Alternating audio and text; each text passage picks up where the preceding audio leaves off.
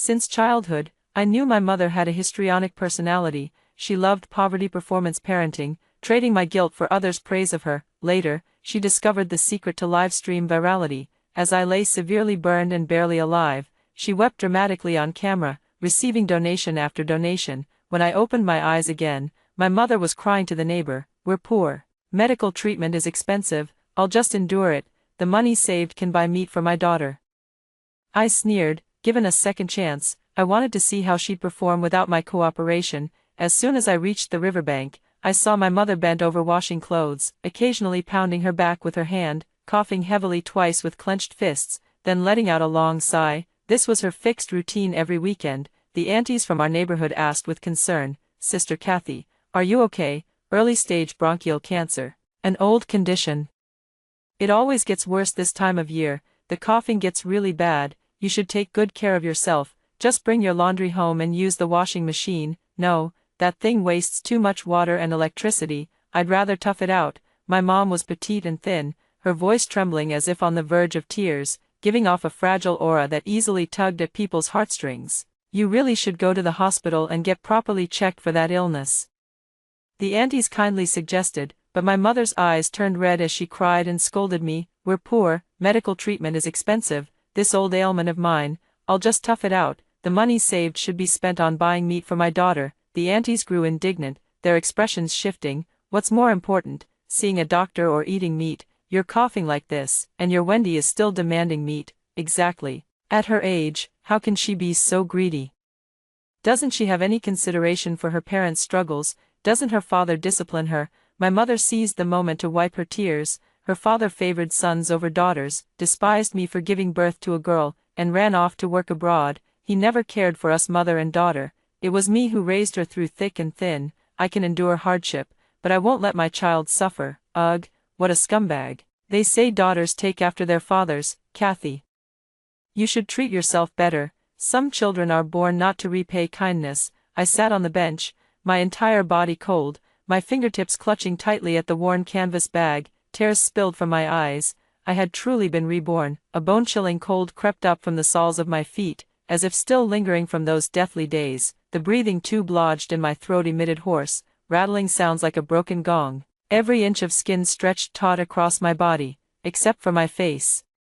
Not a single patch remained unmarred. And then there was my mother with her histrionic personality. The live stream was running on TikTok. The camera pointed straight at me as I kept sobbing, "Please, kind-hearted people, save my child. She still needs 3 million yuan for surgery." With that, she rushed to my side and violently shook my body. She exposed the charred, blood-mixed burn wounds on my back. Pressing down hard where the camera couldn't see, glaring at me viciously, she hissed, "Cry. Cry and we'll get money. Such a pretty face looks best when it's crying." I saw the unmistakable malice gleaming in her eyes. In agony, I let out a hoarse cry, struggling to part my lips, but my vocal cords had been scorched by fire, rendering me voiceless. My mother turned and fell to her knees with a thud before the camera, bowing her head repeatedly. "Please, I beg you, save my daughter. She's the apple of my eye." A child's faults reflect their mother's failures. It's all my fault. If only I'd worked harder, she wouldn't have had to sing in bars for money, wouldn't have been mistaken by that man's wife for seducing her husband, wouldn't have ended up like this. Every wrong is my wrong. Please, everyone, save my daughter. Lying on the bed, I pounded the mattress with all my strength, gasping for breath through the unbearable pain, leaving only violent, ragged panting. She was just putting on an act, slandering me. I had already secured my postgraduate recommendation and was about to break free from her control, just one step away, because of her phone call, saying she was trapped at home by someone's wife and begging me to save her. My momentary weakness made me return home, only to be knocked unconscious and locked in a room by her. My mother dressed me in her dress, put a wig on me, and applied heavy makeup, wanting me to replace her so her lover's wife would beat me instead. But her lover's wife was mentally ill, charging into the bedroom with a gasoline bottle, determined to perish together with her. Seeing this, my mother fled, locking us inside the bedroom. Flames engulfed the entire room. The nylon wig clung to my skin, sizzling with flames, leaving me to wail in agony amidst the fire. The pain jolted me awake. I crawled into the bathroom, tumbled into the bathtub, and turned on the faucet. A neighbor noticed the fire and called emergency services. My mother's lover's wife died instantly, while I survived by sheer luck after hiding in the bathroom. Severe burns covering 90% of my body kept me in the ICU for 20 full days. During this time, she concocted a tragic story about herself. Her husband was cold and never came home. She raised their daughter alone, though academically outstanding. The daughter wanted to study abroad and looked down on her for earning too little, so she ran off to work as a bar hostess selling drinks. I never expected to be attacked, destroyed myself, and end up dragging down a poor mother along with me. At first, the Red Cross Foundation heard about my tragic situation and organized a donation drive. After the surgery funds were secured and initial treatments completed, I managed to cling to life, but the real agony came during postoperative recovery. Repeated skin graft infections sent me back to the hospital, quickly exhausting the donated money until I was forced out of the hospital. She lowered her eyes, tears brimming as she looked at me. Wendy, Mom has no money left, Mom's heart aches. Why didn't this fire burn me instead? I gurgled, unable to make a sound, only glaring at her with furious eyes. If she hadn't seduced another woman's husband, provoked his wife into a breakdown, and then locked the door, how could I have been burned? I wished I could tear her flesh apart bite by bite. All right. Don't be angry, even if I have to sell my blood or kidneys. I'll get you treated. I was shocked by her sudden change of attitude. Just yesterday she was telling me to die sooner so I wouldn't burden her search for new love. Then she suddenly turned to face the camera and pleaded, "Please everyone, save my daughter, I'm begging you on my knees." Then came the ding-dong sound effects from the phone. Thank you to Shandong's #1 strongman brother for sending the Tremor No. 1 gift. Thank you to Zhejiang's kind-hearted big sister for sending the carnival gift box. The moment my mother glanced down at me, I saw her barely contained excitement, that cold, serpentine expression of a snake spotting its prey. I became my mother's money-making tool. Within just a few days, she managed to raise nearly $1 million. Yet she wouldn't even buy me the cheapest burn ointment. When my father heard about what happened to me, he rushed back from Africa. He had gone abroad to work in mines to support our family, sending back every penny he could earn over the past decade. My father confronted my mother. "Step aside, I'm taking Wendy abroad for treatment." My mother casually filed her nails, unconcerned. "That's not happening, she's my cash cow now. Made $1 million in 3 days, you're insane, Kathy. Our family isn't short on money, selling the house would cover Wendy's treatment." My mother slammed the table angrily. "Sell it, easy for you to say, that's my house, and no one's touching it, you." My father's eyes burned with rage as he raised his hand, ready to strike her. My mother tilted her head closer. "Go ahead, Bruce, you're just a poor guy. Marrying me means you should obediently pamper and provide for me. Don't forget how much I've taken the fall for you. Wendy deserves what she gets." Seeing my father's flushed face and bulging neck, yet too afraid to raise his hand, she smirked triumphantly and added, "It's not impossible for you to take her away, but that luxury apartment goes to me, the money goes to me, and we get divorced." That's when I realized my family wasn't poor. In fact, we were quite wealthy. We owned a 300 square meter luxury apartment and had millions in savings.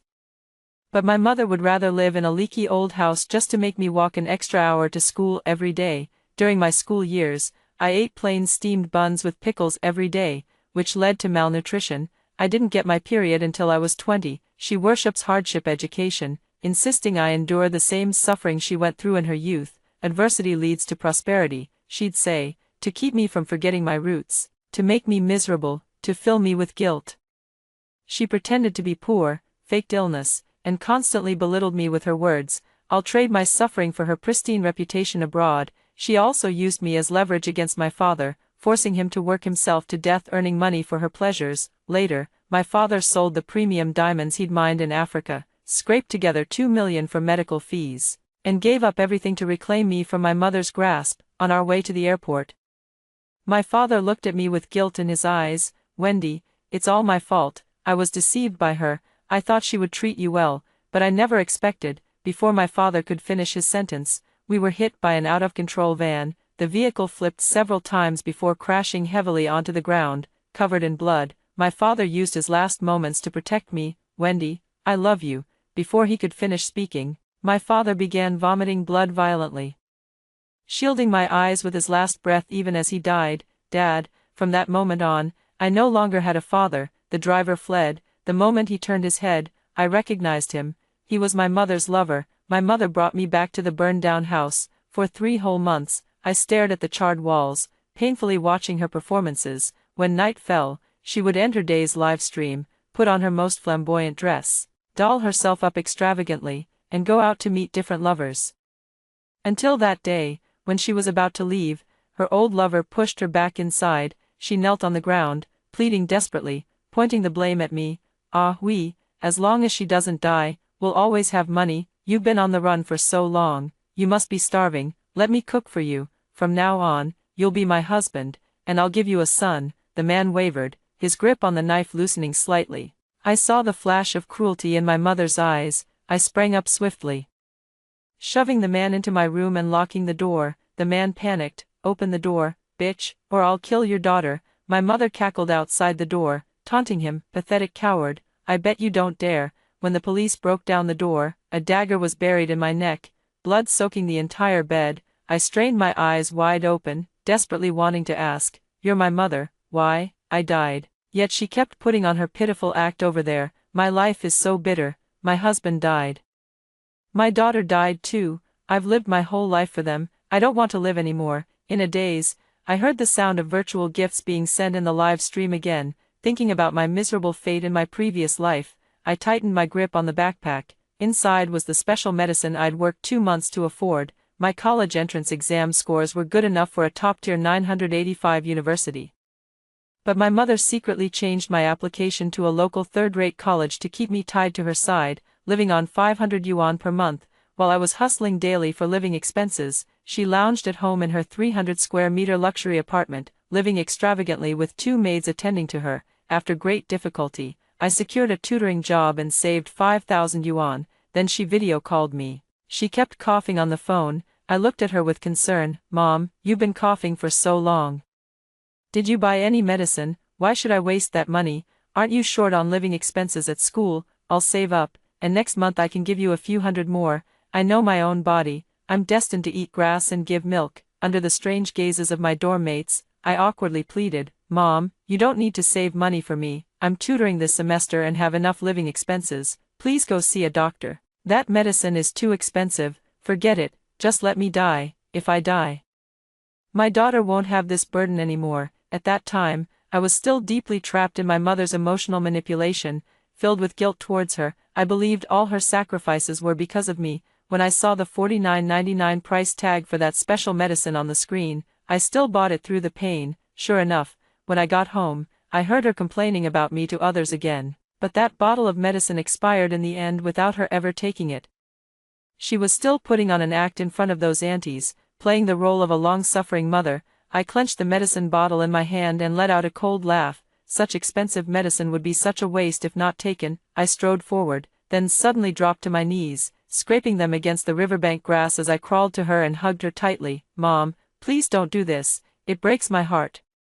The nosy aunties chimed in, "Girl, your mom ruined her health for you. Hurry and take her to see a doctor." That's right. We've never seen a mother so devoted to her child. A mother's love is truly extraordinary. "We can eat meat later. Let's take your mom to the hospital first." I saw the faint smile at the corner of my mother's lips and forcefully squeezed out the eye drops that had pooled in my eyes. "Mom, what are you talking about?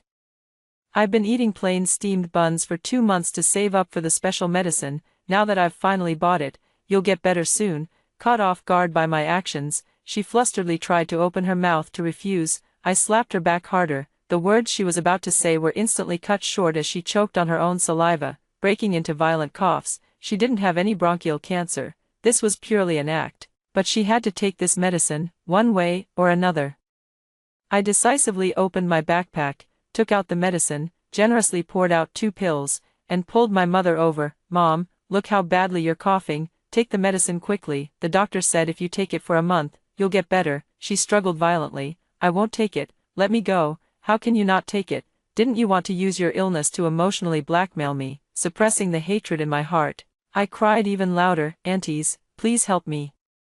My mom just can't bear to spend the money. She insists on toughing it out. If she dies, I won't have a mother anymore." Thinking of the hardships endured in my past life, my sobs carried a touch of genuine sorrow. The aunties had just been brainwashed by my mom, and now their minds were filled with one thought: this is a poor, suffering mother. "Big sister, your daughter is so filial. Listen to us. Medicine bought can't be returned. Take it and you'll get better." Able to stay with your child for many more years, you'll have blessings ahead. Another burly auntie took direct action, locking her arms around my mom's frail body. Hurry up and give her the medicine, girl. I could barely suppress the smile on my face. I shoved the pills into my mother's mouth and forced several gulps of water down her throat to prevent her from spitting them out. I begged the auntie to hold my mother tightly. Seeing the terror in her eyes, I slowly smiled and hugged her. Mom, you need to take your medicine properly. The rest will arrive tomorrow. Where did you get the money? My mother was still trying to spit out the pills. I tilted my head and smiled. Don't we have that 300 square meter luxury apartment? It's under my name. I'm an adult now.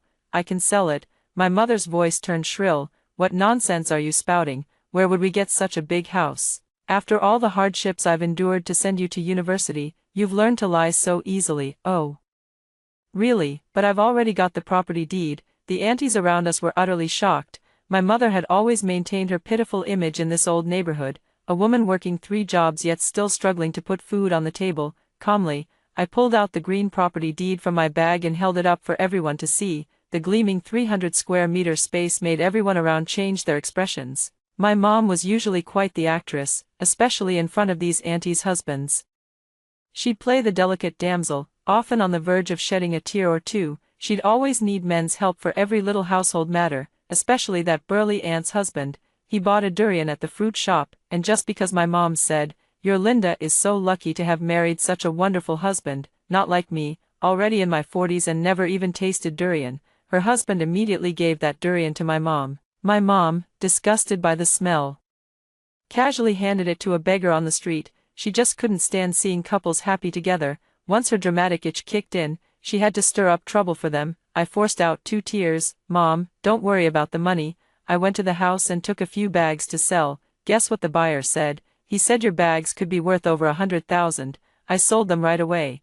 If you're sick, we'll get you treated. We'll definitely get you cured. My mother took the special medicine, and as the effects kicked in, her whole body went limp while her face flushed red. The medicine was indeed effective. If someone had bronchial cancer, it would immediately clear the airways and reduce coughing, but my mother wasn't sick. The side effects of that drug were total weakness and drowsiness, and long-term overdosing could lead to paralysis. Logically speaking, 1 pill a day should suffice, but my mom tends to exaggerate, so feeding 2 pills wouldn't be unreasonable, right? The burly aunt's expression instantly darkened. Well, Kathy, last time you said Wendy's father wasn't supporting the family and Wendy's tuition was short. My husband gave you 5,000 without hesitation. What did you do with that money, Aunt Linda? What 5,000? I gasped, covering my mouth in shock. Besides, my tuition was all covered by loans. My mom never gave me a cent. Aunt Linda was from the Women's Federation, and her mind worked quickly, with a dark expression. She stepped aside to make a phone call, and soon the two were arguing heatedly. My mother sensed trouble brewing and grabbed my arm tightly. Wendy, take me home quickly. I'll explain everything when we get back. Her fingers dug into my arm fiercely, as if afraid I might shake her off. I can't just leave like this. The show isn't over yet. Mom, you said Uncle Leo gave you 50,000. How could you accept such a large sum? My mother looked utterly incredulous, her fragile expression crumbling as she grabbed my hand. Wendy, you're doing this on purpose. I pried her fingers off one by one, watching her face contort as she began to cry. Mom, I've always told you not to accept favors from others. Didn't Dad just send you 50,000 last month? How could you do this to him? How could you take Dad's money and go play around town with Uncle Leo? Right then, Aunt Linda finished her phone call and stormed over furiously, heartbroken. I pushed my mother into Aunt Linda's arms. Aunt Linda grabbed my mother's hair fiercely. What kind of love potion did you feed my old Lou? He withdrew every penny from our fixed deposit and said he gave it all to you. Damn it, that was my son's marriage fund. My mother had been dieting for years to maintain her figure, so thin a gust of wind could blow her away. No match for Aunt Linda's strength. She also cherished her beauty and kept her hair long, cascading down to her waist.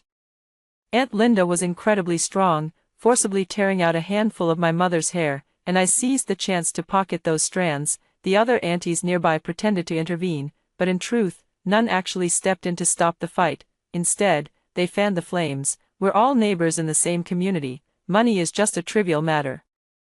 Sister Linda, don't hit Sister Kathy's face. It'd be such a shame to ruin such a pretty face. Aunt Linda sat on top of my mother, swinging her massive palm-sized hands left and right, raining blows on my mom's delicate little face. I was secretly thrilled, but could only stand by crying and shouting, "Aunt Linda, please don't hit my mom, she's just too starved for love. She didn't mean it, didn't mean it. How dare you say she didn't mean it? You're the biggest social cancer there is. Today I'm going to tear your mouth to shreds." Aunt Linda kept cursing while her hands never stopped moving. She stuffed the stinky socks from my mother's laundry basin into her mouth and poured laundry detergent over her head, waiting for the neighbors to call the police. By the time officers from the local police station arrived, my mother's face was already covered in mud, her beautiful long hair tangled together with dirt. The tenuan shoddy clothes were torn with a huge gash. Some bystanders who loved drama filmed the whole incident and uploaded it online. I lowered my head and smiled. See, without lifting a finger, with my mother's character, there will always be people willing to act on my behalf. The police took all of us to the station. In the end, it was ruled as a neighborhood dispute with mutual assault. My mother roared, "I won't settle. I want her to go to jail." I dropped to my knees with a thud and clung to my mother's leg. "Mom, it's just a couple of hits. Can't you endure it? Didn't you always say we're just a widow and orphan here? Dad's not home. What if they come back for revenge? I'm scared." My mother finally stopped pretending to be pitiful in front of others. She screamed hysterically, "Just a couple of hits. Look at my face, my hair, everything's ruined." Her most prized beauty now swollen like a pig's head, her hair scattered in disarray.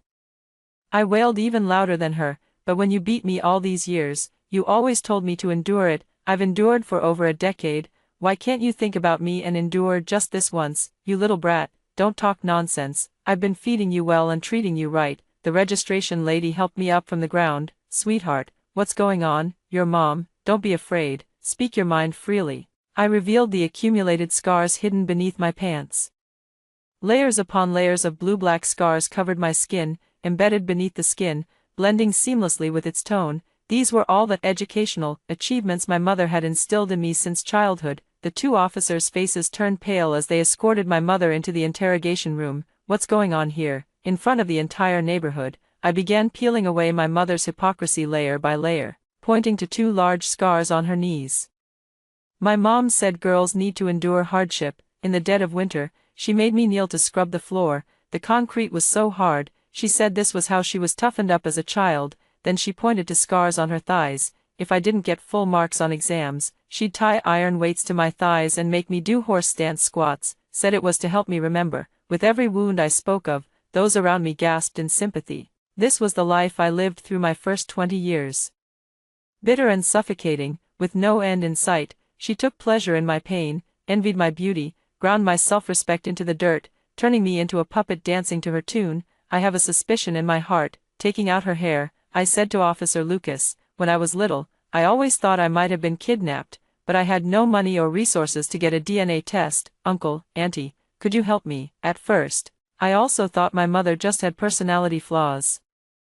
But then I remembered her eyes full of malice, and all her actions before she died. I suspect she has secrets. The police station accepted my request and detained my mother for 7 days for investigation. Child trafficking is considered a serious crime. I left the medicine with the police. Although my mother hasn't treated me well, she still raised me as her child. I can't forget my roots. These are my mother's medications. 2 pills twice daily. She always refuses to take them. Could you mix them into her meals? Despite everything she's done wrong in the past, I can forgive her. I wiped away non-existent tears from the corners of my eyes, afraid the police might hesitate. I even showed them her medical diagnosis and the doctor's prescription instructions. Except, my mother was faking it. The medical records were forged by her too, to make me spend more money. She even changed her dosage from 1 pill per day to 2 pills twice daily. After all, 1 pill costs 300 yuan. With extra part-time work, I might still scrape together enough money, but 4 pills a day, 1,200 yuan, unless I sell myself, I don't see any other way. Her malice was displayed to the fullest. The policewoman at the station repeatedly assured me, "Don't worry, sweetheart, we can add it to her meals." I sighed inwardly. No wonder my mother loved acting. It really did soften people's hearts, and so, on behalf of my mother, I signed the letter of forgiveness for Aunt Linda. She wouldn't have to pay compensation and was released without charges. When leaving, Aunt Linda assured me that debts have their creditors and grievances their causers. She'd get my mother's money back from her. After leaving the police station, I went straight to a private professional testing agency. I expedited 2 paternity test reports. 3 hours later, I held both test reports in my hands. My limbs turned ice cold as I slumped onto the bench, staring at the words, "No biological relationship detected," displayed above me. I returned to the dilapidated house I called home. My phone emitted a jarring vibration. It was a video call from my father. He answered the phone, his face covered in dust, grinning so wide his teeth showed. "Wendy," my eyes were bloodshot. "In my past life, my father died right before my eyes." Covered in blood yet still comforting me gently, he was only 48. Yet his hair had already turned completely white. Diamond mining in South Africa. It sounds lucrative, but the mortality rate is just as high. In epidemic-ravaged South Africa, a single misstep could mean meeting one's end. "What's wrong, sweetheart Wendy? Why are you crying? Did your mother give you a hard time again?" "It's all right, my dear, I'll send her some more money." In my past life, I too believed my father tacitly approved of my mother's actions, this so-called hardship education. This poverty performance lifestyle, it was all premeditated between them. It wasn't until my father returned that I understood. My father had also been kept in the dark. My mother used me as leverage to extort large sums of money from him repeatedly, but in the end, she spent it all on dressing herself up and meeting her lover in secret. But my father still had an ace up his sleeve. The house he bought was registered under my name, and the $1 million deposit was locked in a fixed-term insurance account. "Dad, you've been deceived." My eyes brimmed with tears. "I'm not your daughter. She tricked you." On the other end of the line, my father froze. "Sweetheart, what are you talking about? I used the hair you left on the comb for a DNA test." "I'm not your daughter." My father chuckled calmly on the other end. "I know, but you'll always be my daughter." "When did you find out?" I asked in shock. I had thought Dad was completely deceived by Kathy all this time, never imagining he'd known everything. I found my father's notebook tucked away in the storage room cabinet. She pieced together a complete story. Back then, my mother secretly drugged my father's tea to marry him. After knocking him unconscious, she framed him for rape and later produced a pregnancy certificate. At that time, rape was a serious crime that could potentially lead to execution. My father had no choice but to marry her. When I was 6 years old, my mother secretly signed my father up to go mining for diamonds in South Africa without telling him. She justified it by saying, "With your measly salary, how could you possibly support a family? Wendy will soon start school, and we're running out of money." My father was an orphan who had always longed for a family. Since getting married, he wanted to work hard for our little household, as long as my mother could raise me properly back home. He was willing to endure hardship and toil abroad. My father gave a bitter smile. "It was discovered by chance. When you were 5 and got into a car accident, the doctor checked our blood types. I'm type A, your mother is type O, but you turned out to be type B. That's when I knew you weren't biologically my daughter. But as I looked at you, how you clung to my neck, calling me daddy, I thought, this is the little girl I've held dear in my heart. As long as you call me dad for even one more day, I'll always be your father." My lips trembled. "And you'll always be my dad." I poured out all the grievances I'd accumulated over the years to him. His face twisted with rage. "How could she do this? You're her own flesh and blood. How could she hurt you like this?" I didn't tell my father, nor am I Kathy's daughter. I told him to handle matters properly in South Africa before returning home. As for where I came from, I think I'll find out soon enough. The detention ended, and the police completed their investigation. My mother admitted inside that I wasn't her biological daughter. She only said she bought me from someone called Lao Si. When she was 8 months pregnant, she went out with someone and had an accident. The baby was born prematurely, contracted pneumonia at birth, and didn't survive more than a week. Afraid my father would find out when she returned home, she bought me from hospital traffickers. She found Ah Hui, who had gone out with her that day, to testify. When I met witness Ah Hui, my anger reached its peak. This was the man who stabbed me in the neck in my past life. His wife gave me severe burns all over my body. He ran over and killed my father with his car, and finally finished me off with that stab. Old grudges and new hatreds. The flames of vengeance burned fiercely in my heart. Perfect timing. We'll solve both issues at once. My mom took the special medication. Her whole body became weak and limp. Aunt Linda didn't hold back. She suffered minor sternum fractures and can only move around in a wheelchair now. I helped her complete all the formalities and hired 2 strong men to carry her back to the unfinished apartment. As we were leaving, Officer Lucas hesitated before speaking. "Child, we'll keep investigating the information about your biological parents. You've suffered. I grasped his hand and declined. My father treated me very well, out of respect for him. I'll take good care of my mother, such is the helplessness of the law. I knew she was evil, yet couldn't do anything to help me. Then I'll just have to take matters into my own hands. I requested extended leave from school. Before my mother came out, I submitted a property maintenance application citing water leakage repairs as reason. I had all the walls repainted, installed security grills on every window, and set up full house surveillance cameras. The front door was also replaced with an anti-theft lock featuring high-temperature automatic locking. For the first few days, she stubbornly refused to eat the meals I prepared. You wretched girl, don't think I don't know what you're up to. Since when have you been so kind as to feed me? You must have drugged the food. I'm not sick. I won't eat it. I knelt by her bedside and silently finished every last grain of that meal myself. Mom, please eat something. I swear I didn't put anything in it. Every time she refused to eat, I'd go through this same routine. Eventually she started screaming, and the neighbors complained. The property management came by several times. Help, my daughter is abusing me, she's starving me. My mother seized the opportunity to shout. I pulled out the surveillance footage, showing me kneeling and begging my mother to eat, but she remained unmoved, hurling insults at me and even throwing a bowl at my head.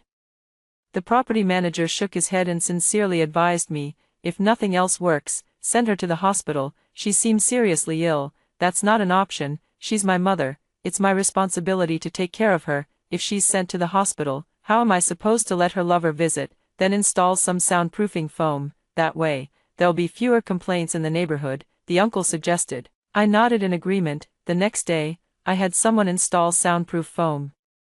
And sure enough, the complaints from the neighborhood decreased significantly. I continued to take care of my mother diligently. Her phone was confiscated by me, and her daily meals consisted solely of the 3 meals I prepared. The bottle of medicine ran empty, only to be replaced by another. After my tireless day and night care, my mother became successfully half paralyzed in bed, her entire being resembling a withered flower, once radiant and beautiful.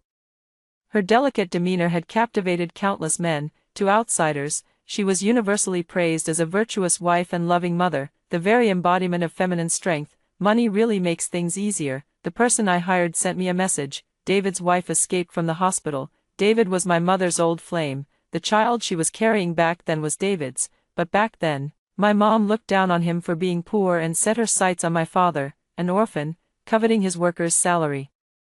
She schemed against my dad, setting him up in a honey trap to force him into marrying her, yet secretly, she continued her affair with David. David's wife Tina developed schizophrenia from the torment they inflicted on her. My mother was quite smug about it. Every time her emotions stabilized, she'd stir up some trouble. Later, his wife had an episode, also because of my mother. She was jealous that David and Tina had a daughter, while she could hardly get pregnant anymore due to uterine rupture from that accident. Tina's daughter had been allergic to seafood since childhood. My mother deliberately made seafood pancakes and fed them to her daughter. This caused the child to suffer respiratory distress and she couldn't be revived. Tina sought revenge against my mother, but David beat her severely and had her committed to a mental institution. This time she escaped to seek vengeance against my mother. According to the location provided by the private detective, I slung my backpack over my shoulder and headed out. Mom's sternum had healed, though she still lacked strength. She could already sit up. "What are you going?" she asked, her face full of suspicion. I smiled. "School business. Don't go wandering off." "Mom, I'll lock the door properly." These past few days she sensed that I'm still soft-hearted and care for her. She's been playing the family card with me non-stop. "Wendy, I may not be your birth mother, but I've never treated you poorly." Mom admits it. "Mom's uneducated and chose the wrong way to raise you. Don't worry, Mom will change. Everything in this house is yours." Moved, I hugged her. "Mom, it's wonderful that you've come to understand. We're family." "Wendy, what about Mom's phone?" I took out my phone and said awkwardly, "Haven't topped up the credit, but internet access isn't affected." That'll do. Mom just wants to browse short videos for a while." My mom has an account with hundreds of thousands of followers on TikTok. She told me this during her live streams in her previous life. She enjoys filming videos of my suffering, editing them, and uploading them online. The keyboard warriors behind their screens watch my hysterical agony and praise her as the most emotionally stable mother. Her vanity is greatly satisfied. I highlight her saintliness. It fulfills her desire to perform. The moment I stepped out, I saw her start a live stream, crying her eyes out with snot and tears streaming down her face. I haven't been around because my daughter imprisoned me. She wasn't happy with the allowance I gave her and insisted on working as a hostess outside. When I tried to stop her, she even beat me up. Her tearful accusations and remarkably convincing performance, society owes her an Oscar award. The sound of tips kept coming one after another. Just like in my past life, my mother got lost in that kind of flattering vanity. In just 10 short minutes, some big spender had already tipped nearly 100,000. The barrage of comments was uniformly criticizing me. Having such an ungrateful daughter is truly the worst luck imaginable, Auntie. You'd better guard your purse tightly. Don't be so kind-hearted and let your daughter bleed you dry again. I caught a glimpse of my mother's smug expression flashing across the camera lens. Just then, I ran into Aunt Linda patrolling the neighborhood. I casually stepped forward and said, "Aunt Linda, I'm heading back to school. My mom's home alone. Could you keep an eye on her?" Aunt Linda spat in disgust. "You unlucky brat. You still owe my family money." I just saw my mom live streaming. Those gifts must have added up to nearly 100 grand. Aunt Linda's face darkened as she waved me off, heading unmistakably toward my house. A slow smile curved my lips. I've always acknowledged Aunt Linda's combat prowess. I turned on the surveillance feed and began enjoying the show. Aunt Linda started pounding violently on my door the moment she reached it. The sturdy door didn't budge an inch, just as expected. My mother reluctantly stepped away from the camera, her voice hoarse. "Sweethearts, hold on a moment. The property management is here for the fees. Let me give them my medicine money first." Sure enough, the sound of virtual gifts being sent rang out again. Satisfied, my mother left the bedroom and opened the door to see Aunt Linda. Her expression darkened. "What are you doing here?" She still harbored resentment over that humiliating slap from last time. "I want money, pay me back." Aunt Linda pointed at the live stream screen. "I saw them sending you gift donations." My mother smirked arrogantly, covering her mouth with a laugh. "That's my money, get lost. Aren't you afraid I'll expose your true colors to the live stream? You think they'd believe you? They're all just playing hero, thinking they're saving others, spending their wives' and children's hard-earned money just for a few seconds of thrill. Nothing but fools." Aunt Linda wasn't about to let it go and immediately tried to lay hands on her, but then a towering man came charging out from behind. He directly knocked Aunt Linda to the ground. "David," my mom was shocked. "Ah oui, what are you doing here? Didn't you call me? I was also worried about you. Kathy, you almost got taken advantage of." My mom's health didn't allow her to stand for long. Seeing her old flame, she naturally weakened and slumped. The two embraced tightly. Aunt Linda slammed against the wall, whimpering in pain. My mother instantly transforms into a drama queen whenever she gets a chance to perform. "Ah oui, they're all bullying me. My daughter locked me up, and this old hag, she broke my sternum last time. My chest still hurts from it. Let me rub it for you, see if it's really broken." "Stop it." David kicked Aunt Linda. "Get lost." Aunt Linda's hands trembled for a long time before she finally covered her buttocks and threatened, "I'm calling the police." The two of them flirted shamelessly, not even bothering to close the door. My mother laughed gleefully. "That was your husband's voluntary gift. I won't return a single cent." My heart raced as I spotted the gaunt, frail woman standing not far from the camera. In her hand was a homemade Molotov cocktail, her eyes burning with ruthless hatred. I smiled. All the actors were in place. This time I wasn't involved. Let's see who my mother would use as her shield now. The great fire in my past life hadn't spread to other households. Our neighborhood was government-designated demolition land, a 4-story staff dormitory allocated by my father's work unit. My mother had stubbornly refused to sign the agreement back then, demanding more compensation money, while all other residents had already relocated to the commercial housing complex behind us. Only our family remained in this old house with its hard concrete floors, leaking rain in summer and letting in drafts in winter. Although there's property management, nobody usually comes by. After the fire in our previous life, my mom brought me here to live and started live streaming. Another big reason was to try to extort some money from the demolition office, so when Tina rushed in holding a gasoline bottle, there was absolutely no one around, which meant no one saw that it was my mother who deliberately locked Tina in with me. She kept provoking Tina from outside the door. "Your daughter can't eat seafood," so I made sure she did. She was so happy eating it, until her face turned bright red and she started crying. "Auntie, save me." "Isn't that hilarious? You want revenge? You can kill my daughter. She can die in my place. A life for a life. That's fair." Tina was a pitiful mother. She had an episode then, seeing me on the bed in a red dress, her face streaked with tears. She sobbed, "Baby, Mommy's in so much pain." let mommy avenge you, won't you take me with you?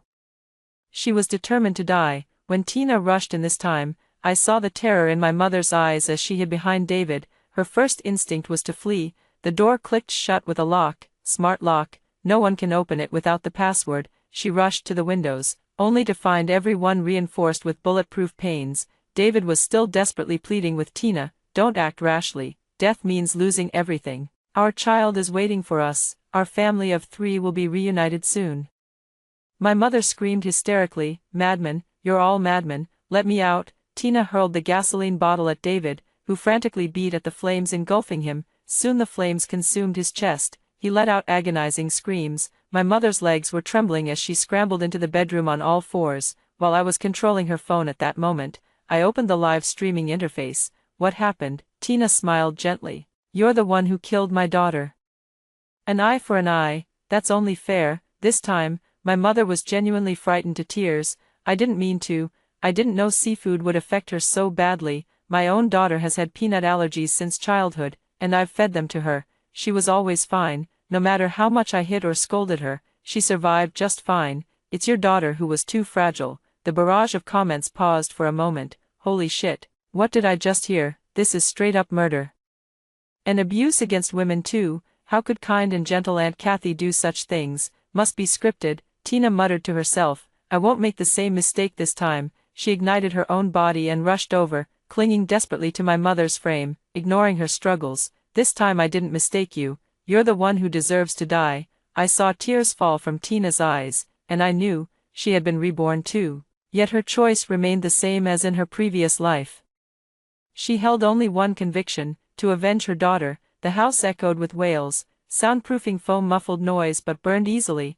I watched as the firefighters arrived at the scene immediately. The fire was quickly brought under control. At that moment, I happened to return as well, overwhelmed with grief. I cried until I fainted. When I woke up again, Officer Lucas sat by the bedside and sighed quietly. You're awake. Where's my mom? My eyes brimmed with tears. In the ICU.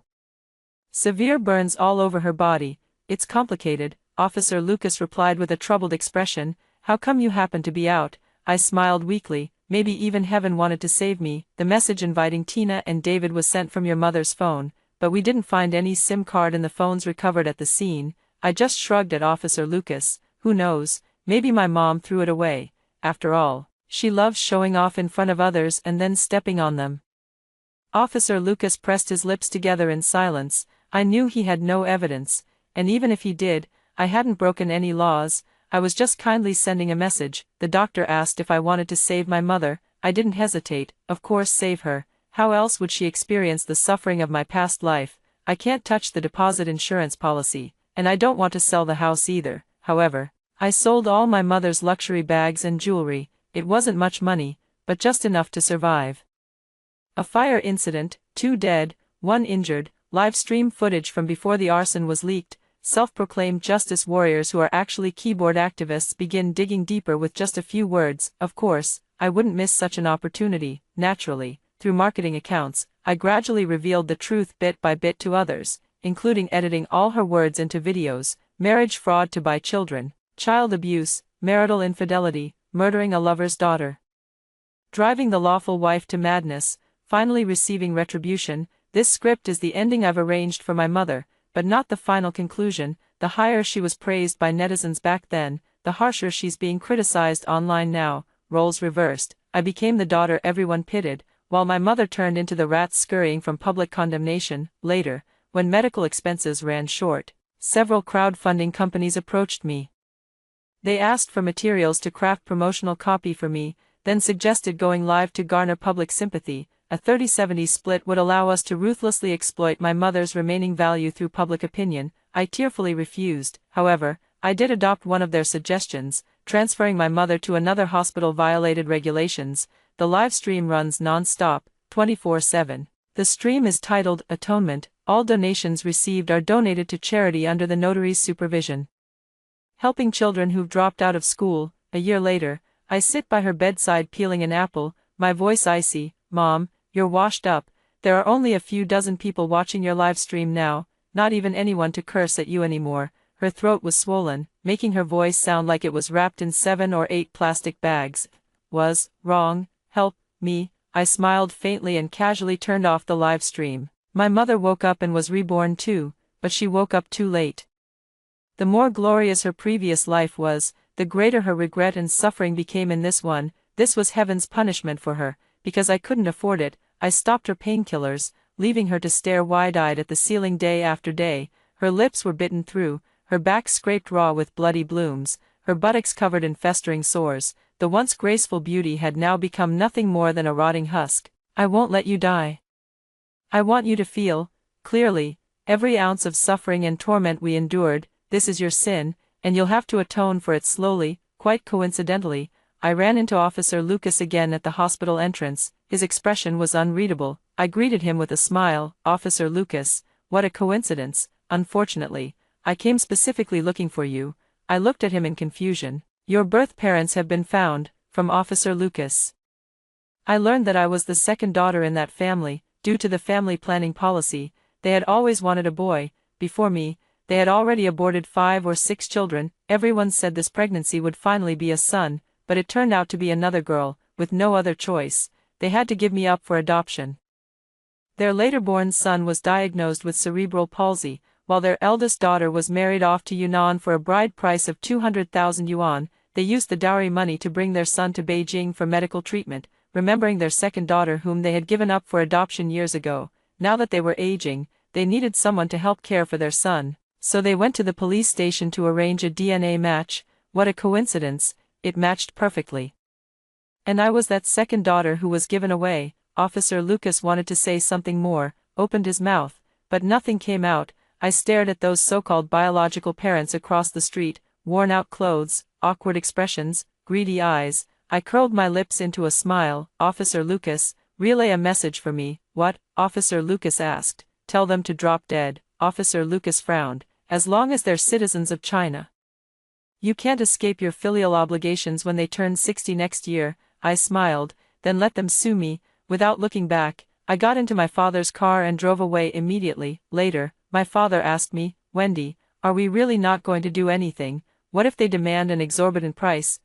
We'll figure something out. 3 days before the court summons arrived, I received my admission letter from a California school. That same month, my father officially opened his company locally. The proceeds from selling our luxury apartment and millions in assets had all been taken by my father to California. After negotiations with the developer, we received a substantial compensation payment for that burned-down house. I entrusted a lawyer to represent me in court. Ultimately, the court ruled that I must pay monthly alimony of 3,000 yuan and jointly support my nominally disabled brother with my parents.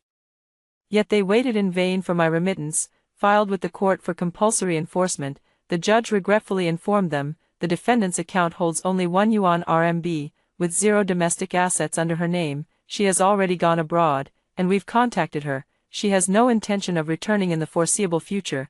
What do you mean, coming from rural backgrounds? They understood nothing about the law or the concept of having no enforceable assets under one's name. Their only notion was raising sons for old age support. In other words, if she doesn't want to pay, you'll never get this money. I had my lawyer relay a message to them. The person in that illegal hospital is my mother. My heart aches for her. As long as you take good care of her every month and keep her alive, I'll transfer 3,000 to your account each month.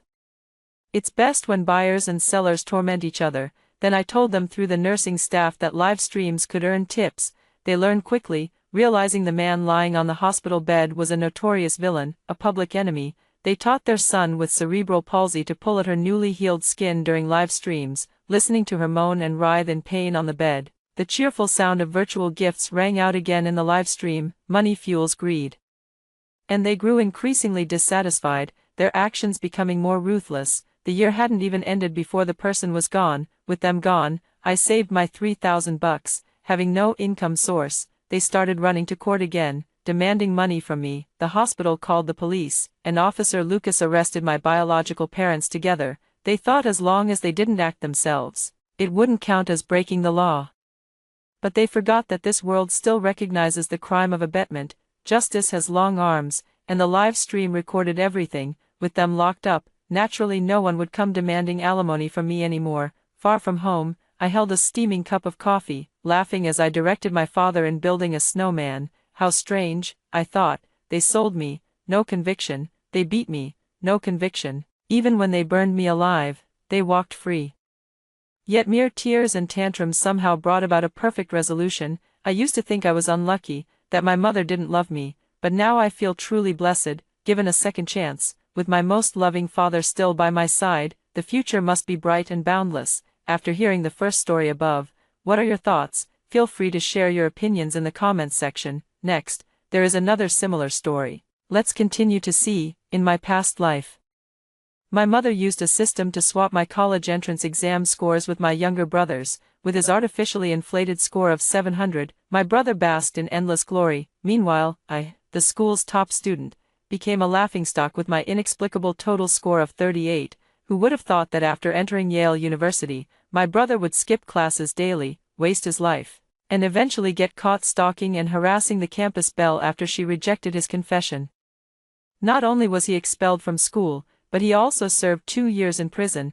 After repeating my studies, I soared to become the city's top scorer. At my younger brother's instigation, my parents drugged me and smuggled me onto a ship bound for Africa as forced labor. To outsiders, they claimed I had unrealistic ambitions and was determined to become an Africa drifter. Before long, I fell ill and died abroad, leaving behind all the wealth I had secretly saved for my parents.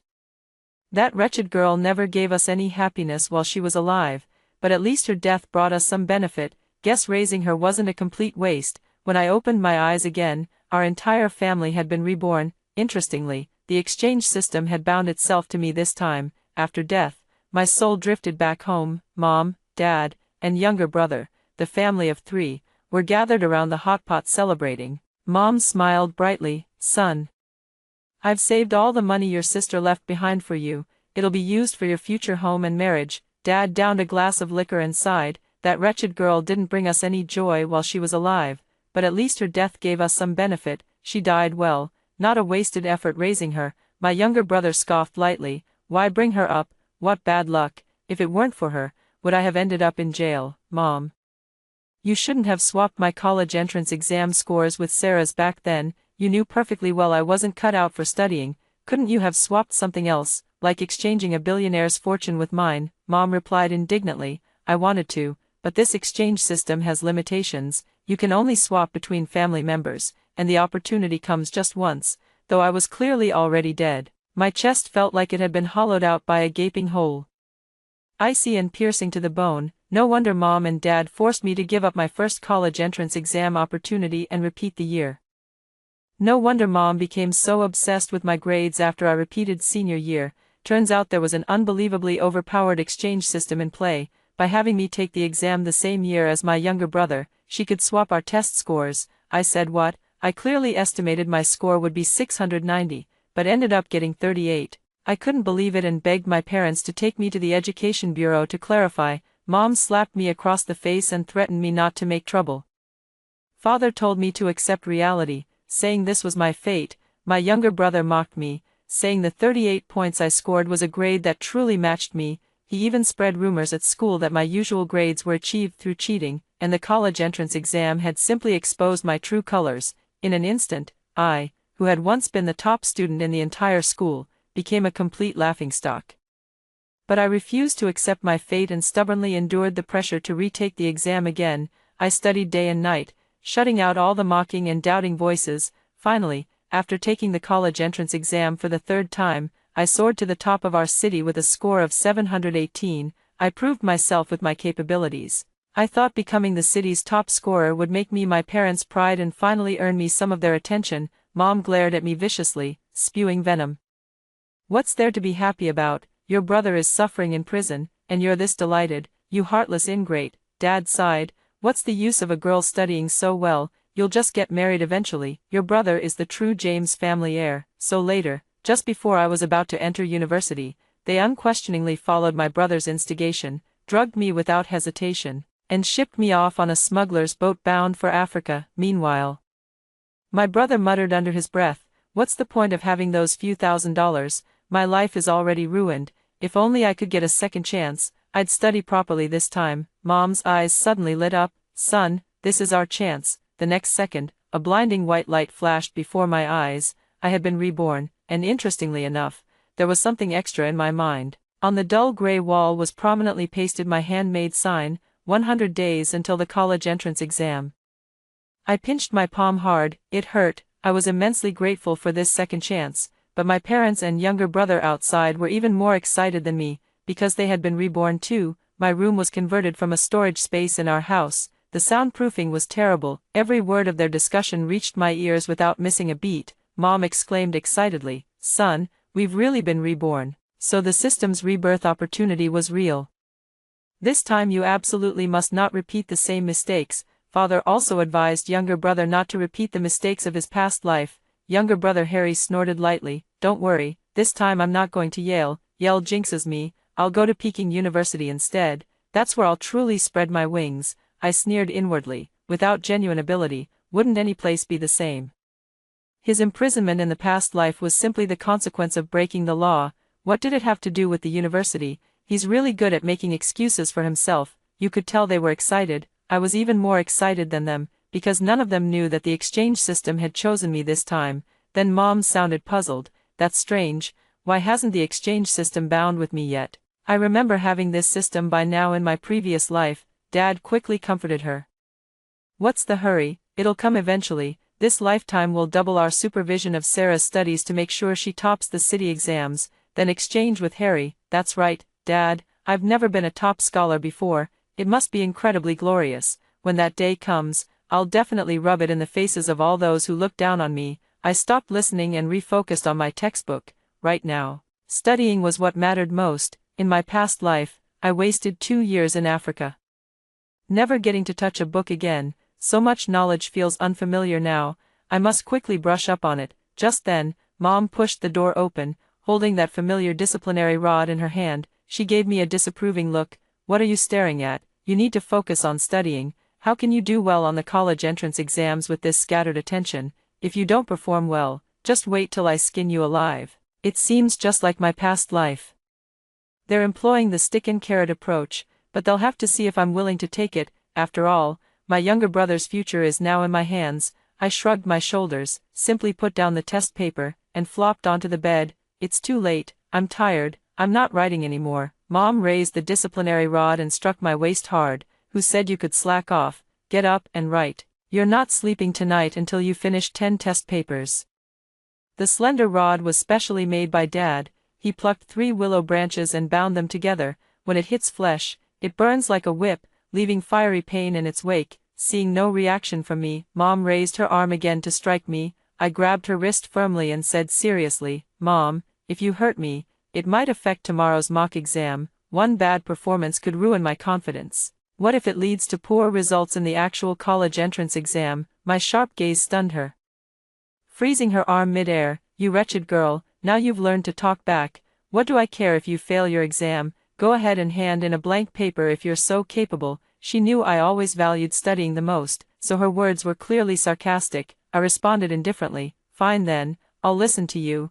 I'll hand in a blank exam sheet for the college entrance test." Mom stared at me in disbelief, her chest heaving with anger. "Fine, fine.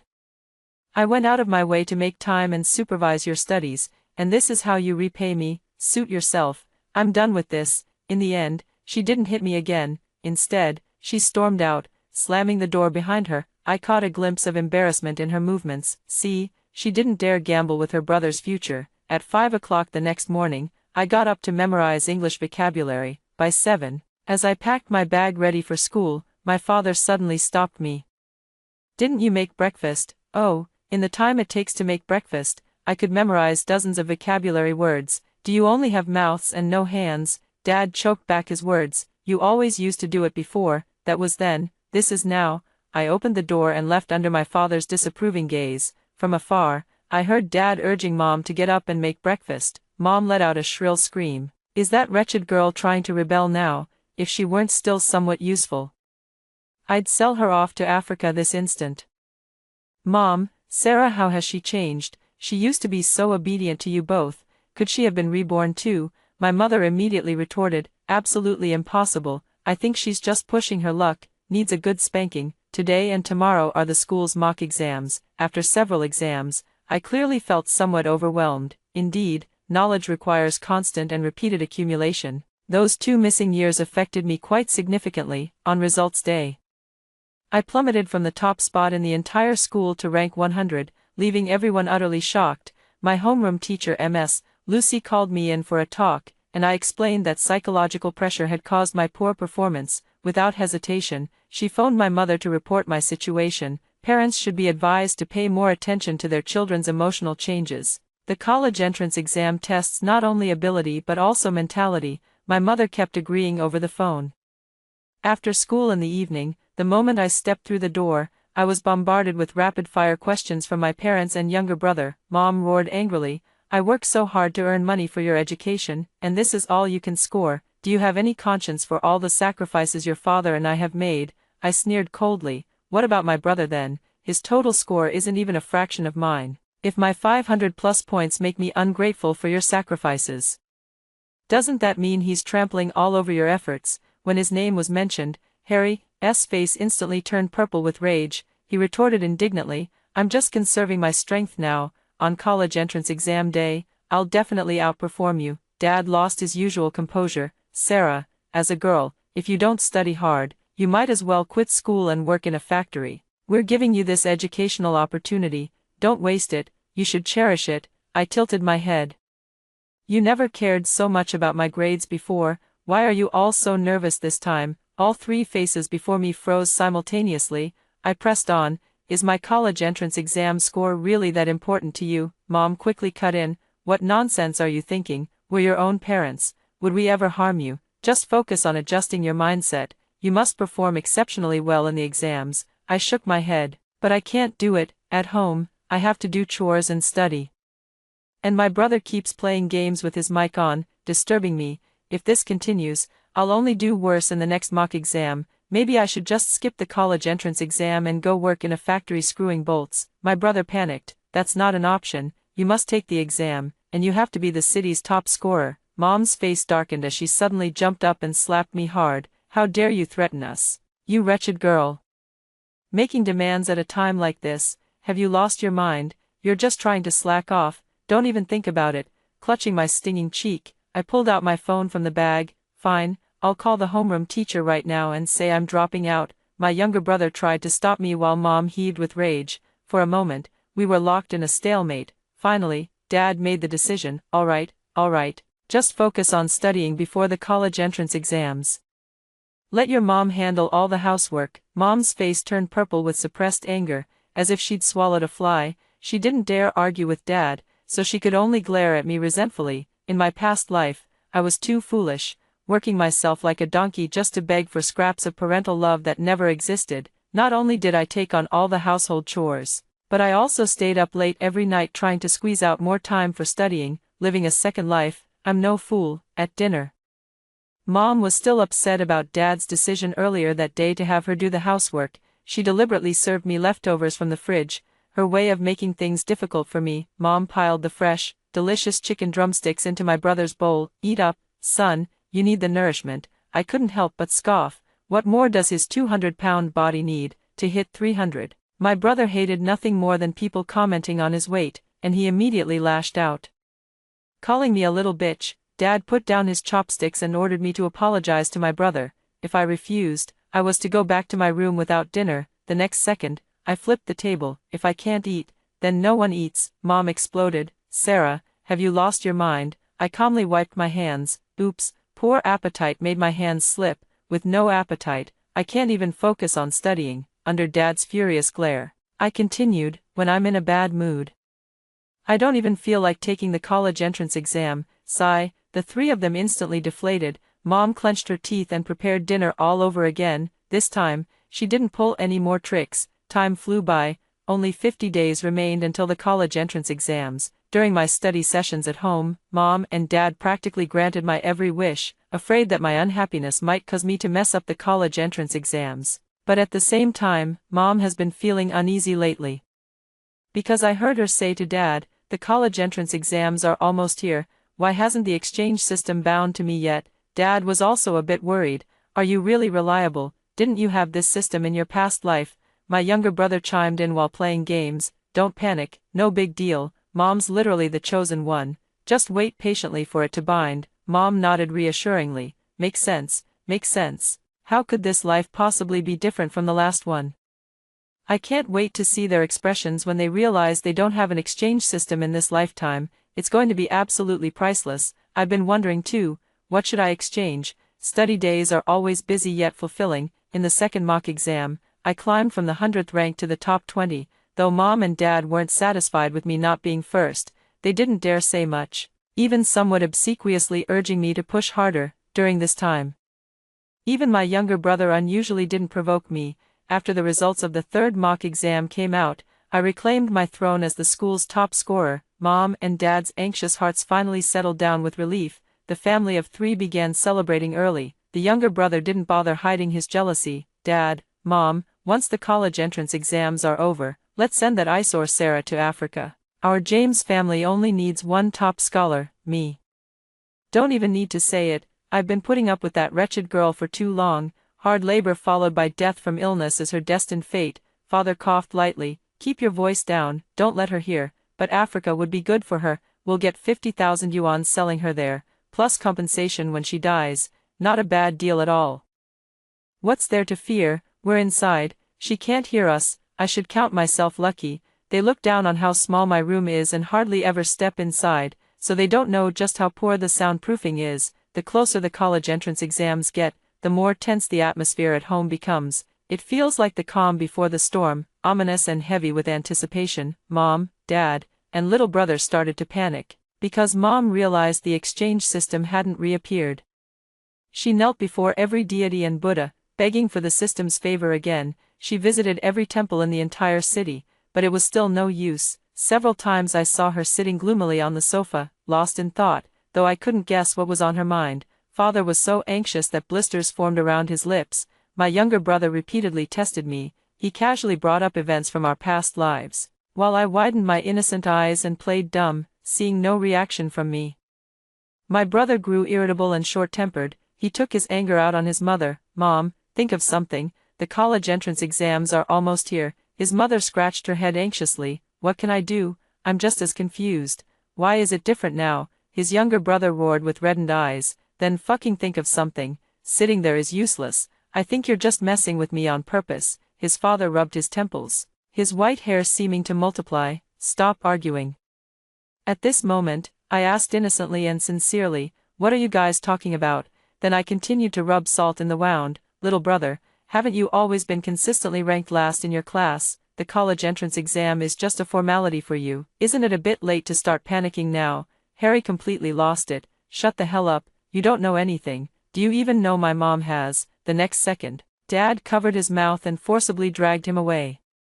Mother pleaded with him to calm down, her face twisted in distress. I noticed the 3 of them exchanging furtive glances. My past life experiences made me wary of Mom, Dad, and my younger brother, so I stayed awake late into the night. At 2 a.m., a creaking sound came from outside the door. The door to Mom and Dad's bedroom opened. I tiptoed to the doorway and pressed my ear against the crack to eavesdrop. Then the 3 of them huddled together to discuss. Mom, I can't wait any longer. If I can't be the city's top scorer, Sarah shouldn't get it either. Find a way to make her disappear. Son, don't worry, there's still a week left before the college entrance exams. If the system hasn't bound me by the day before the exam, your father and I will never let her show up at the test site, Dad said in a hushed voice. Exactly. Even if she becomes the top scorer, she'll still belong to someone else's family in the future. It has nothing to do with our James family. Might as well exchange her for some real money, even though I'd already witnessed their son preference and cold-bloodedness in my past life. Hearing their words now still sends chills to my core. In their mouths, I'm no different from livestock that can be sold for money. Are they planning to sell me off to Africa again? Recalling those 2 years in Africa, it wouldn't be an exaggeration to say it was like descending into hell. In my previous life, when I woke up, I found myself alone in Africa. They couldn't even be bothered to pack my luggage. The leader was the head of the smuggling boat, herding the people on board like pigs into a filthy factory in Africa. We labored day and night without rest. We were only allowed 6 hours of sleep. Besides enduring hunger and verbal abuse, we also had to guard against the predatory behavior of the men in the factory. If my death from illness hadn't caused such a stir, this illegal factory hideout wouldn't have been exposed by undercover journalists. I'd been painstakingly saving money for over a year, just hoping for the day I could escape this living hell, yet in the end, all my efforts merely paved the way for those three. No funeral was held, they even scattered my ashes. The flames of rage burned through his veins. At this moment, a brilliant idea occurred to me: let them reap what they've sown. The day before the college entrance exam, the school was closed. Back home, Mom prepared a lavish spread, more sumptuous than our New Year's Eve feast. Dad and younger brother wore strained smiles. For the first time, Mom spoke to me gently, though it sounded awkward. "Sarah, tomorrow's your college entrance exam. I specially made all your favorite dishes. Eat well so you'll have energy." More like eating well for my final journey. A quick glance told me everything was my brother's favorite food. Dad said, "Consider this an early celebration for your outstanding performance in the upcoming college entrance exams." My brother handed me a glass of cola with a smile, but I caught a glimmer of excitement in his eyes. "Sis, here, have some soda," he said. I calmly drank it all in one go. My parents exchanged a knowing glance. I saw it all, but I pretended not to notice anything. Midway through the meal, I collapsed, in a daze. I felt my body being lifted and roughly thrown into a van. Then I caught the scent of sea breeze. The boat rocked. I slept dreamlessly through the night. I got up early the next morning. "Pack all the necessary exam tools and bring your ID card and admission ticket." Gently cracking open the door a sliver, I saw Dad sitting on the sofa counting money, his tone tinged with regret. "Yesterday we only raised the price by 20,000. Feels like we should have asked for more." Mom was busy on the phone complaining about her unfilial daughter. Me, what a sin. My Sarah left a letter saying she's going to work in Africa, that girl's ambitions reach higher than the heavens, claims Africa's streets are paved with gold. Her father and I couldn't stop her no matter how hard we tried. Who knows where she heard about this Africa drifters nonsense. When I scolded her, she actually threatened to marry a black man. "After all we've done, we've raised an ungrateful wretch. From now on, I'll act like I never had this daughter. Don't expect her to support us in our old age." After hanging up, Mom looked quite pleased with herself. Pretty convincing performance, don't you think? Seeing them laugh so happily, I wanted to make them even happier. "Good morning, Dad, Mom." The air froze for a moment before Mom let out a terrified scream. "Why are you home? Are you human or a ghost?" It was clear she was genuinely frightened. Her whole body trembled slightly. Dad forced composure. "Blame yourself for being a girl. Go hurry and be reborn. Don't haunt us. We fed and raised you." After all, their eyes held fear, shock, confusion, and disgust. I smiled and asked, "Mom, Dad, what are you talking about? Stop joking with me. I need to go take my exam." Only after I left home did my parents fully process what had happened. Mom ran out barefoot to chase after me. "Get back here, you're not taking that exam," Dad shouted from behind. "Sarah, explain to me right now how you managed to escape and come back." The more they chased, the faster I ran. In the end, I boarded the bus just one step ahead of them. By the time my parents reached the stop, the bus had already pulled away. I watched with great amusement as they chased after the car like furious lions, roaring and ordering me to get out, until they became mere tiny black dots in the distance. I knew exactly why they looked at me as if they'd seen a ghost. After all, they were the ones who drugged me and handed me over to human traffickers themselves, yet I appeared unharmed at home. That's because I used the exchange system. I swapped places with my younger brother. In this lifetime, the one sold into forced labor in Africa became Harry. I'm not sure if it's the butterfly effect from being reborn, but the exam questions weren't the same as in my previous life.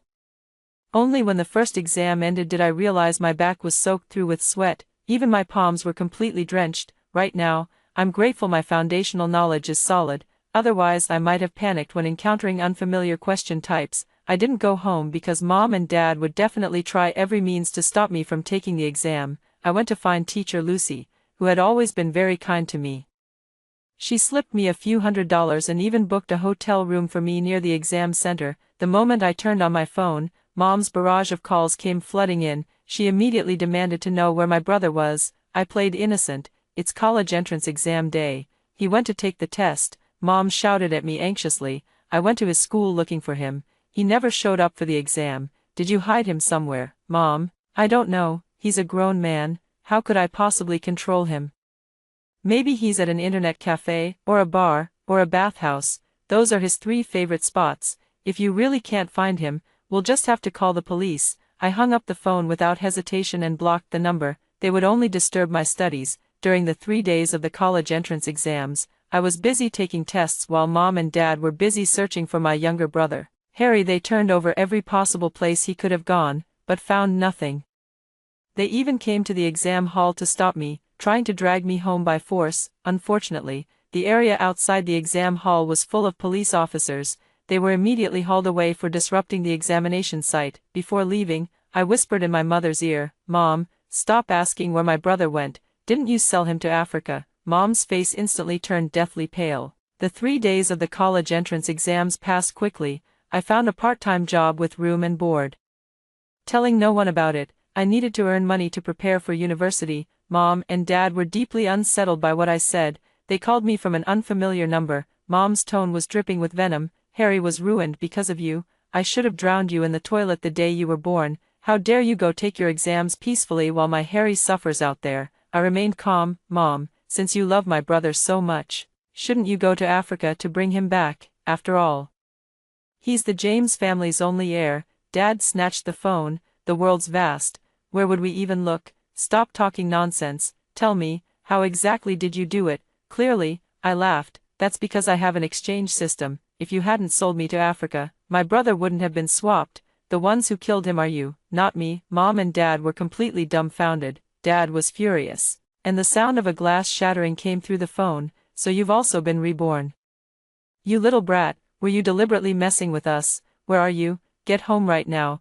Bring Harry back." I couldn't be bothered to listen to his ranting and simply hung up with a sharp click. Before ending the call, Mom kept muttering incessantly, "Impossible, this can't be.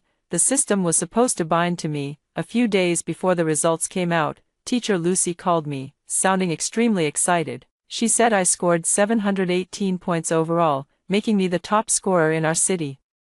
She also mentioned the school would award me a scholarship of 50,000 yuan. This was something I never had in my past life. Later I learned that this was Teacher Lucy who had specially applied for it on my behalf. The day I was interviewed by the television station, I cried uncontrollably in front of the camera. Everyone thought I was overwhelmed by scoring high marks. Little did they know I said, "I'm not doing this interview for myself, but for my younger brother, Harry." Just before the college entrance exams, my brother suddenly ran away from home. If he sees this on camera, I hope he comes home soon. If anyone has seen my brother anywhere, please contact our parents. The interview instantly went viral and topped trending searches. Many netizens were moved by me and spontaneously helped me search for my younger brother. Soon, netizens noticed something amiss because my parents had never reported him missing to the police.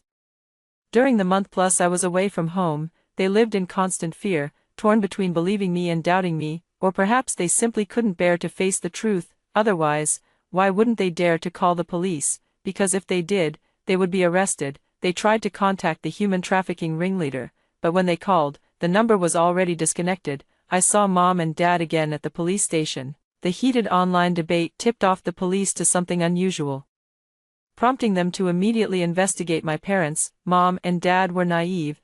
They thought deleting their chat history would keep them safe, but the police still recovered the records and uncovered everything. The words glaringly stated that they had sold their own flesh and blood son for 70,000 yuan to be sent to Africa as forced labor. The outrageous system, while swapping me and my younger brother, altered all records of the incident. Under the stern interrogation of the police, Father was the first to confess his crime. In just one short month, they appeared to have aged over a decade. Mother's hair had turned completely white.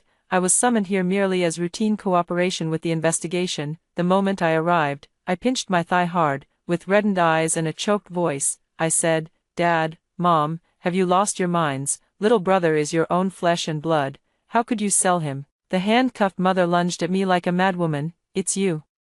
You're the one who tampered with it. We were supposed to sell you, you wretched girl. Harry is my precious son. How could I ever sell him?" Unfortunately, the police held her back tightly, preventing her from laying a finger on me. She collapsed to the ground, wailing hysterically, "My son, my poor unfortunate baby." I sneered inwardly. "For all your love for your brother, I never saw you go to Africa to look for him. You were even too afraid to turn yourselves in to avoid jail time." Actually, what they loved most was themselves. I cried out in grievance, "You're utterly unworthy of being parents. Not only did you want to sell my brother, but you were planning to sell me too." Father just sat there dumbstruck, silently saying nothing. Mother's words did indeed arouse the police's suspicion. But no matter how they investigated, they found absolutely nothing wrong with me. I smoothly walked out of the police station, breathing in the fresh air outside. I felt as if the entire sky had brightened, the dark cloud that had been hanging over my head finally dissipated. In this lifetime, I successfully saved myself. I chose Yale. On enrollment day, Mom and Dad's human trafficking case went to trial. I didn't attend. As their daughter, I received the court's verdict notice. Father was sentenced to 10 years, mother to 7. The hard-earned dowry money they'd been saving for my brother's marriage was also confiscated. As for my brother, the police said they would arrange for someone to investigate abroad. I never imagined there'd come a day when my brother could return alive. My previous interview about searching for my younger brother went viral online, yet unexpectedly, my parents were soon arrested for human trafficking. Netizens who learned the truth were completely outraged. In my past life, there were indeed journalists who went undercover in illegal factories. This incident made me trend online in my lifetime, forcing the undercover investigation to be moved up. Plus, I deliberately or inadvertently spread what I knew about the black factory anonymously online. In less than a year, those human traffickers were arrested and forcibly extradited back to China. Hundreds of trafficked Chinese citizens were rescued, including my younger brother. Because my parents were in prison, the police contacted me. By then I was already a sophomore in college. When I saw my younger brother, I could hardly recognize him. The police told me that after he was caught escaping, they made an example of him by amputating both his lower legs. The entire person appeared gloomy and emaciated, nothing but skin and bones. A stark contrast to my own radiant and splendid appearance. He glanced at me. I detected hatred in his gaze. I don't care, what can a useless person like him even do? I received the 1 million compensation for my younger brother and thoughtfully sent him to a sanatorium. My brother didn't want to go there, making a fuss about wanting to see Mom and Dad. I said indifferently, "You won't be seeing Mom and Dad. They've both gone inside to tread sewing machines." My younger brother cursed at me. "It was you, wasn't it, you poisonous woman?" No, no, no, they went to jail because they sold you." My brother refused to believe it. "You're lying, they clearly sold you, you must have rigged something. My disability is all your fault." Alone in the room, I took a deep breath, staring at him intently. I sneered, "You only lost a pair of legs. In my past life, I lost my entire life." My younger brother went insane. Originally, his body and mind had been ravaged in that black market factory. My words fried his brain circuits completely, turned into an outright aggressive lunatic. Perfect. Now the sanatorium gets upgraded to a mental asylum. Before returning to school, I visited Mom and Dad in prison. They were in different facilities, yet their behavior was eerily identical. The moment they saw me, they fell to their knees with a thud, weeping bitterly and repenting for how they had treated me. My mother played the emotional card. "Can you go plead with the judge to release me? After all, I carried you for 10 painful months. Even if bones break, the tendons still connect." Ignorance is truly terrifying. The courthouse isn't my family's property. Do you really think they'd release someone just because I said so? Dad begged me to transfer more money to his meal card, saying he was starving to death. He said we're blood-related family and I couldn't just abandon him. Seeing how sincerely remorseful they were, I gave them some good news. My brother came back. Mom's eyes lit up with excitement. "But his legs are gone." The next moment, Mom froze. She broke down in tears and begged me to take my brother in to care for him. I didn't agree. Then I told her brother had gone mad and was in a mental hospital. Upon hearing this, Mom immediately clutched her head and started banging it against the wall. I called the prison guard, then turned to go to Dad. When Dad heard about his son's condition, he screamed, "The James family line ends with me." Before collapsing to the ground in convulsions, one suffered a stroke, the other cerebral palsy. They were then granted medical parole and sent to a psychiatric hospital. Later, I thoughtfully transferred my younger brother to the same mental institution where they were held. A family of 3 ought to stay together neatly. How kind I am, letting them reunite. May all those who suffer tragic fates be granted a chance at rebirth. After hearing the 2 stories above, what are your thoughts? Feel free to share your opinions in the comments section. Looking forward to hearing from you. If you liked this story, don't forget to like it, share it, and subscribe to my channel. See you next time.